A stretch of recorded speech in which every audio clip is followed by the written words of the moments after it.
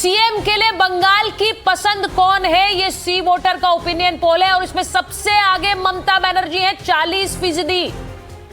40% जनता ममता बनर्जी को सीएम का सबसे लोकप्रिय चेहरा मानती है। वहीं शुभेंदु अधिकारी 24.5% के साथ दूसरे पायदान पर है और तीसरे पायदान पर है सुकांता मजूमदार, जिनको 10% जनता चाहती है कि ये सीएम बने। तो इसमें clear cut Mamata Banerjee CM के लिए बंगाल की पहली पसंद नजर आती हैं। मैं एक बार जरा इसी को लेकर आगे भी बढ़ती हूं, क्योंकि सीएम के लिए तो पहली पसंद ममता बनर्जी है, लेकिन वो जो 90-91 लाख वोट कट रहे हैं राजीव जी, वो वोट कटने से किसे फायदा है, किसे नुकसान है? देखिए, पहली बात, हम फायदे नुकसान के लिए अगर कोई वोट कट भी रहा है एसआईआर के माध्यम से, तो फायदा और नुकसान हमें नहीं देखना है। हमारा स्पष्ट संदेश है और मुझे लगता है इलेक्शन कमीशन का स्पष्ट संदेश है, कोई भी बाहरी घुसपैठिया हमारे बंगाल में आकर के अपना मैंडेट ना दे पाए, अपना वोट ना दे पाए, और बहुत स्पष्ट है। और अभी आपने देखा पीछे भी कि हम जब इस बात के लिए भी कि किसके वोट कटे हैं, अगर इसके लिए भी जुडिशियल ऑफिसर जाते हैं तो दीदी के गुंडे उनका भी पीछा करते हैं। लगभग 40-40, 50-50 बाइकों के ऊपर बैठ करके गुंडे उन जुडिशियल ऑफिसर्स, लेडी ऑफिसर्स को भी घेर लेते हैं, 9-9 घंटे उनको अपने कब्जे में रखते हैं। तो इससे अंदाजा लगाइए आप कि कानून व्यवस्था की भी कैसे धज्जियां उड़ाई जा रही है वहां पे। मुद्दा यहाँ पर केवल इतना है कि बंगाल की जनता वोट करे, जिसका भी चुनाव करेगी, बंगाल की जनता के पास प्रेरोगेटिव है, उनके पास विशेषाधिकार है, वोट के माध्यम से वो अपना नेता चुन सकते हैं। लेकिन अगर इसका इल्जाम भी आप ये लगाते हैं कि जैसा हम चाहते हैं वैसा चुनाव करवाइए, बांग्लादेशियों से भी वोट डलवाइए, तो ये मुमकिन नहीं है। अगर इस आधार पर आप अपनी सरकार बनाना चाहते हैं तो हमारे देश की कॉन्स्टिट्यूशन, हमारे देश की व्यवस्था, हमारे देश का इलेक्शन कमीशन, हमारे देश की न्यायिक व्यवस्था ये आपको अधिकार नहीं देने वाली है। तो अब देखना ये है कि बंगालियों की लड़ाई है वो बांग्लादेशियों के कटे हैं, आप ये कह रहे हैं जो सारे नाम कटे हैं उनके दस्तावेज पूरे नहीं किए, वो बांग्लादेशी हैं?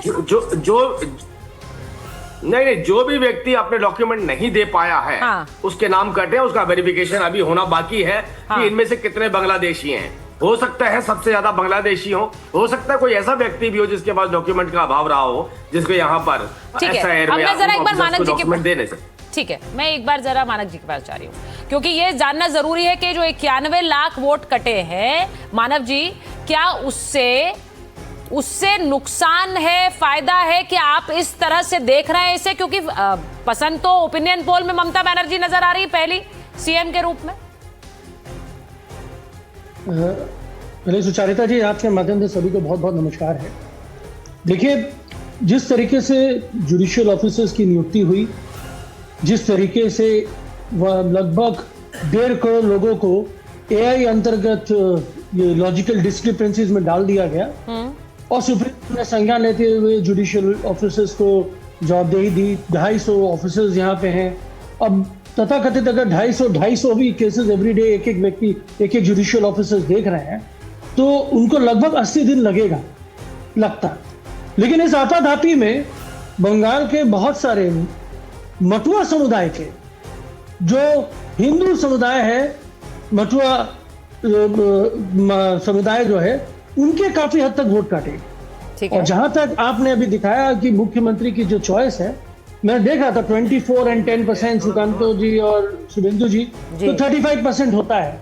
ममता बनर्जी उससे भी बहुत आगे जी। और आपके लिए 40% है। बंगाल की अगली मुख्यमंत्री 4 तारीख को दीदी फिर से अपना परचम लहराएगी और हमारे सारे कार्यकर्ताओं का, हमारा खुद का संकल्प है कि दीदी को अब फिर से मुख्यमंत्री बनाए और एक थम्पिंग विक्ट्री हो।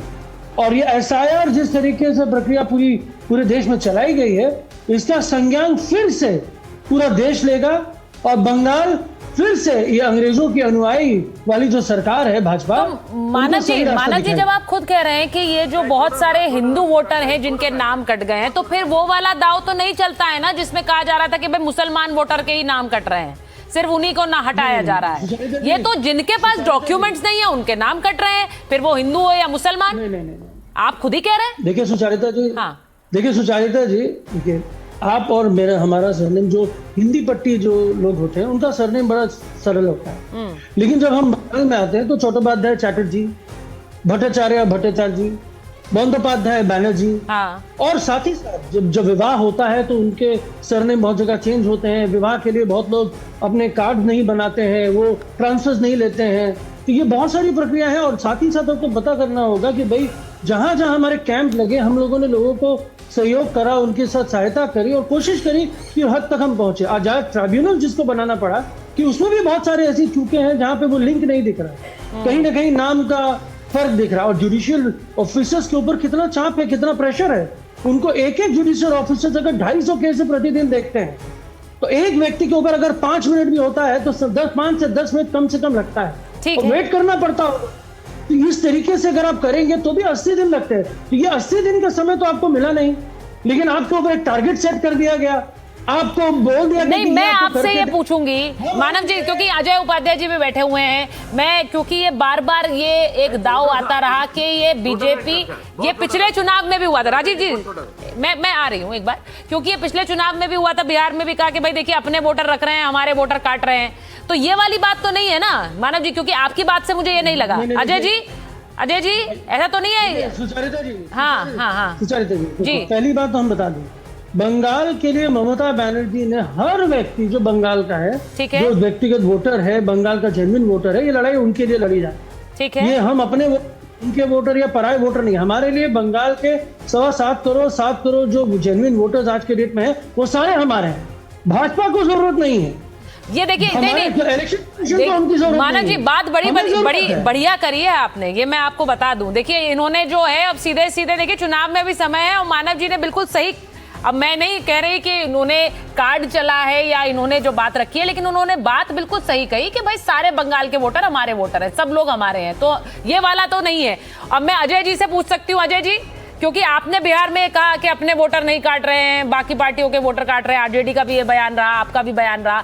यहाँ पर तो मुझे नहीं पता आपके कितने वोटर हैं बंगाल में, कांग्रेस के कितने वोटर हैं मुझे नहीं पता है, लेकिन क्या लग रहा है आपको 91 लाख वोटर कटे हैं, प्रक्रिया पर कोई सवाल है आपका?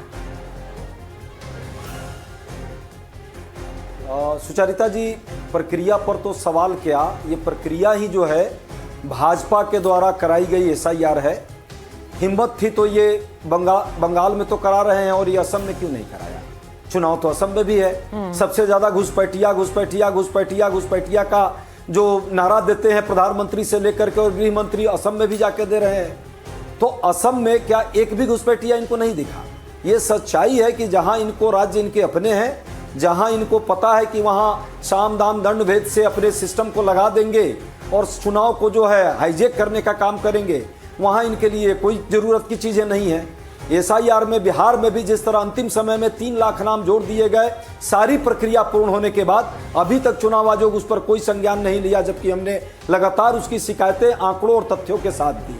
असम में, बंगाल में जिस तरह 91 करोड़ की बात आप कर रही हैं और जिस तरह की 91 लाख की बात कर रही हैं और जिस तरह लगातार एक पर्टिकुलर टारगेट, लेकिन वहां पर असम अकॉर्ड की वजह से एक अलग वेरिफिकेशन प्रोसेस भी असम में है, इसी के साथ एनआरसी का भी एक है। मैं अजय जी से पूछती हूँ, आप कह रहे हैं असम में क्यों नहीं किया है, ये आप एक अलग मुद्दा यहाँ पर लेकर आए हैं, इसीलिए मैं झा साहब से पूछूंगी, क्योंकि ये जिस तरह से अजय जी जरा बताइए, वो कह रहे हैं असम में नहीं कराया है, यहाँ पे बंगाल में कराया है। बंगाल में ये करा रहे हैं क्योंकि इन्हें वोटर काटने हैं।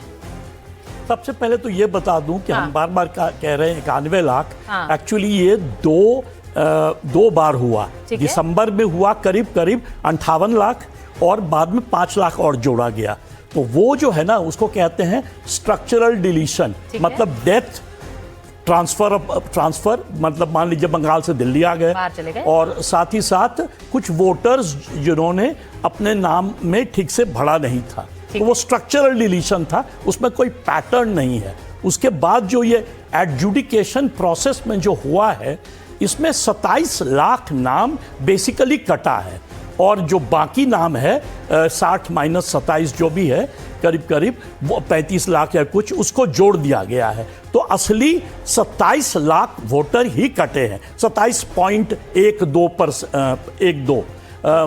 तो अब ये सवाल है कि इस बार क्योंकि सारे कॉन्स्टिट्यूएंसीज का लिस्ट दिया गया है और कहां से कितना कटा है वो दिया गया है, तो जो मुस्लिम बाहुबल्य जो कॉन्स्टिट्यूएंसीज है उसमें से देखा जा रहा है कि ज़्यादा नाम कटा है और बाकी कुछ जो मटुआ डोमिनेटेड कॉन्स्टिट्यूएंसी है, उसीलिए आकलन है कि ज़्यादातर वोटर जो कटा है या तो अक़लियत का या तो मटुआ, और उसी कारण एक तरह से कह सकते हैं कि जो एक एनालिसिस हो रहा है कि ये सारे तृणमूल वोटर हैं और तृणमूल को चोट पहुंच रहा है। ये सही एनालिसिस है? नहीं है, मुझे लग रहा है सही एनालिसिस है। सही है। हाँ, आपको लग रहा है इसका नुकसान हो सकता है टीएमसी को? हाँ, क्योंकि याद रखिएगा तृणमूल और बीजेपी के बीच 10% का ही वोट डिफरेंस था 2021 में। तो यानी कि 6% वोटर यदि इस पार से उस पार गया तो भाजपा जीत जाएगा।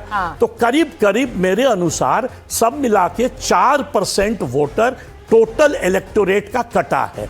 तो 4% कट गया और 5.5-6% उधर चला जाए तो पूरा बदल जाएगा पिक्चर।